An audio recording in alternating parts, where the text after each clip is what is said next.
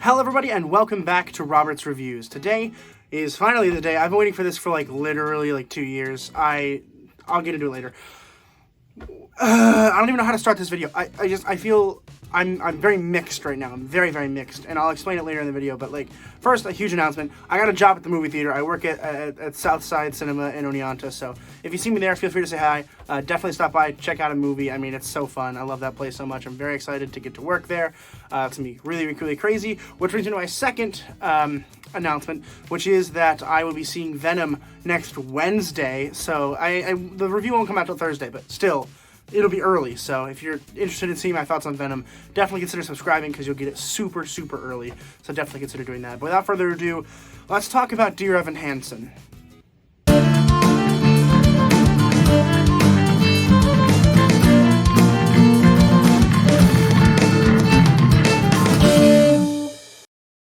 Dear Evan Hansen was released in 2021. It was written by Steven Levinson, and it was directed by Steven Chbosky. He only has one freaking vowel in his name. It's so hard to pronounce. Anyway, before we get started, I do want to say something that I think is really important, and I've never had to say this in a video before because usually I'm pretty non-biased. I am extremely biased, okay? I don't normally say that in my videos.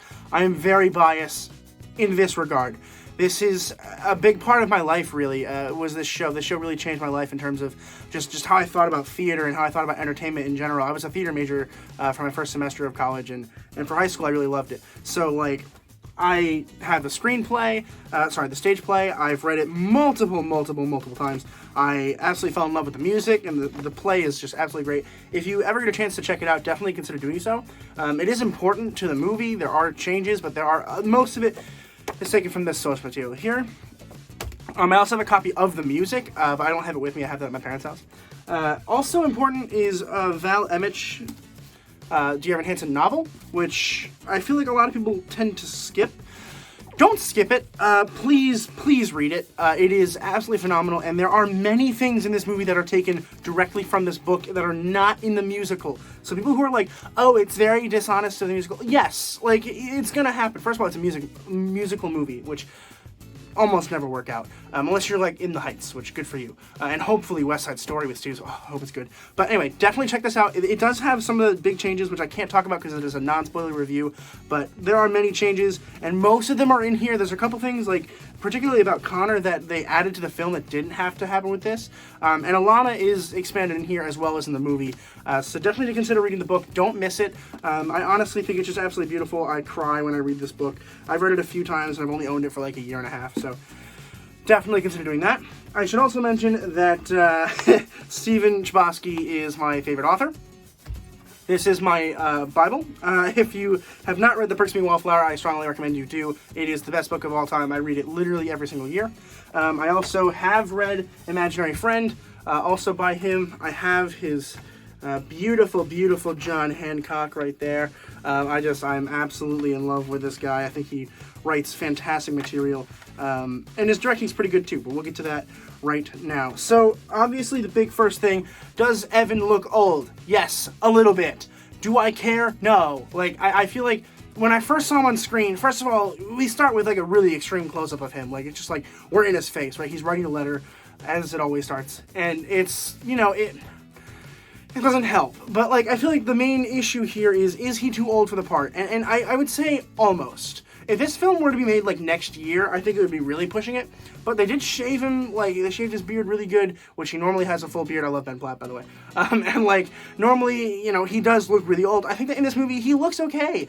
He can pass as a senior, and that's okay. In the novel, I don't think he's a senior. I don't remember, but I think he's a freshman. They did change that, I think, for this, because he is definitely a senior. It is explicit that he is a senior in this movie.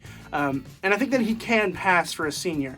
It's close, but it definitely didn't bother me. After the first 5 minutes, I was like, okay, I'm fine with it. I think that the casting was curious, and not even about Ben Platt, but there are other people that I just don't think stand out, particularly Amy Adams. I was like, I like Amy Adams as much as the next guy, but also she felt really misplaced in this film. She felt like it was an addition just to sell a couple more tickets, and I don't think she gave it her all in this film, and that's really upsetting because I think that the part is really important. It is I think it is the most important part in the film, except for Evan Hansen. It is her. It is Connor's mom. I think she's great. I don't think she did as well as I kind of was hoping she was going to. Was it still good? Yeah, it was still good. But was it the best? No. Most of the other actors kind of mill in the background. There's Nick Dodani, who I think was really cool, really, really good in this film. There's a lot of changes to a couple of the characters that actually were not from none of the source materials that I liked, which I can't get into at all because spoilers. There's two really big things that I can't talk about that are from the novel. Like if you just watch the musical and then you watch the movie, you're like, wow, those were two gigantic plot points that were not in the musical. Yes, they weren't. Mainly because you can't show them in the musical. Like, it doesn't make any sense to show it in the musical because there's no way to do it. But it works for the film and it worked for the novel, and I think that they're absolutely beautiful and honestly essential to the story of Evan Hansen, which I want to say is my main leading thing for this film.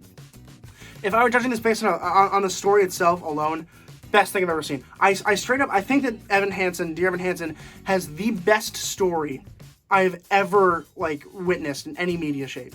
Right? Like, I love the novel, I love the music, I love the musical, I cried like a baby in this movie. I literally was just, like, sobbing.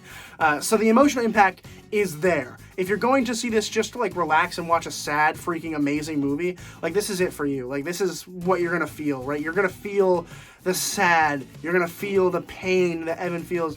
And I think it's extremely important for, younger audiences to check this movie out because it is such a vital movie. Like, I'm not a depressed or anxious person, really, I think. But, like, I relate to him anyway. Like, I just do. I feel like everyone has some part of Evan that they can relate to and work out in terms of, I feel like older people aren't going to like this movie nearly as much as young adults. And that's to be expected, I think.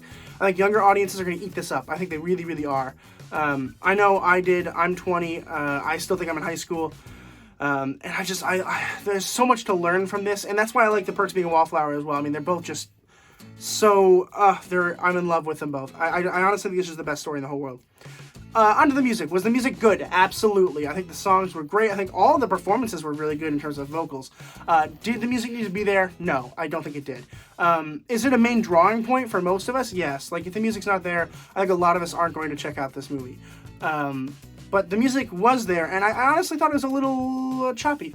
That's a little weird. I felt a little awkward at some parts. At some parts, I was like, I don't really know why we're singing here, but, like, okay. They did a good job in the beginning of the film where they kind of were like, oh, yes, he can sing, but no one else can see it. And I'm like, okay, fine. But then, like, everyone's doing it, and I'm like, I don't know. And that's kind of that issue that I mentioned in the Heights review earlier this year, is that, like, musical movies don't work. They never do. They almost never do for me, because I just feel like it's so awkward where they're just like, and now we're singing and dancing. I'm like, I don't know. It just feels awkward. And it definitely, you feel that in this movie. It is very awkward.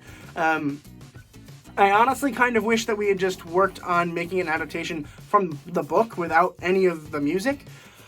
But I know that many people would not see this movie if it weren't for the music. And do I think it works? Yeah, I like the music. I like the movie. Do they need to be together? I don't think so. I think that it is okay to have separate mediums for this story. I think it is really awesome that we can have, this awesome musical, this Tony Award-winning musical, and also have a movie that is just a movie about the story. And that would have worked just fine for me, I think. But again, a big draw for ticket holders really is going to be the music. And the music is great. If you're going just to, like, listen to the music, you got it. There's lots of it. It's great. The new songs, there's two of them. One of them really freaking got me. I literally cried. I was like, oh my goodness, I love this. The other one I didn't actually really like. I'm not going to say which one, but I didn't really like the other one. I just thought that was kind of like, it's cool. It impacts a lot, but I just didn't really care for it a whole lot, if I'm being completely honest with you. It just felt like it was trying to add to a character that I feel like didn't really need to be added that much to. The character needed to be added to, and I think that it was well done, but it was a little bit too overpowering for me for a side character. I think that Zoe's character was a little weird. I feel like it was a little off. I think that the actress was like, she was good, but I don't think she was really into it. I feel like we could have used more angst, some more teenage angst from there. Overall, I'm going to give this movie a B. Okay, Dear Evan Hansen, for me, has a B. I think it's weird. I think there are some issues. But if you ask me on the street, hey, what do you think of Dear Evan Hansen? I'm going to tell you I think it's great.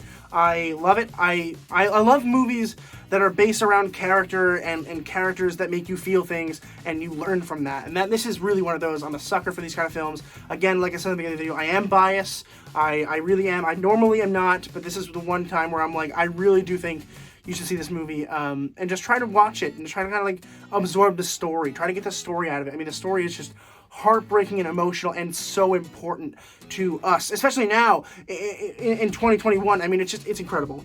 But anyway, a B. I think a B is fair. I'm not going to talk anymore about this. It's already been 10 minutes. Oh my god. But I'm sorry if I rambled. You're welcome to drop in the comments what you thought about the film. Just try not to criticize my opinion because, again, I said I'm biased. I'm not biased in any of my other videos, I promise. This is the one that I will say, with my stack of books as proof, I like it more than most, and that's okay. Anyway, let me know what you guys thought in the comments below. Please leave a like and share with your friends. Subscribe. I got so much more coming your way. I should be able to check out the Andrew Garfield film tomorrow. I might watch The Card Counter as well. I haven't decided. I honestly might just go see Dear Evan Hansen again because I really want to. But I don't know. I'll probably just watch The Eyes of Tammy Faye tomorrow, and that'll be it. It's a busy day. I have a huge test tomorrow morning. I'm not looking forward to it. I have to study for that. Like, literally, I'm going to upload this and then study for like half an hour. But anyway, thank you guys so much for watching this video. And as always, keep watching movies and television. Stay educated, and I'll see you guys in the next video.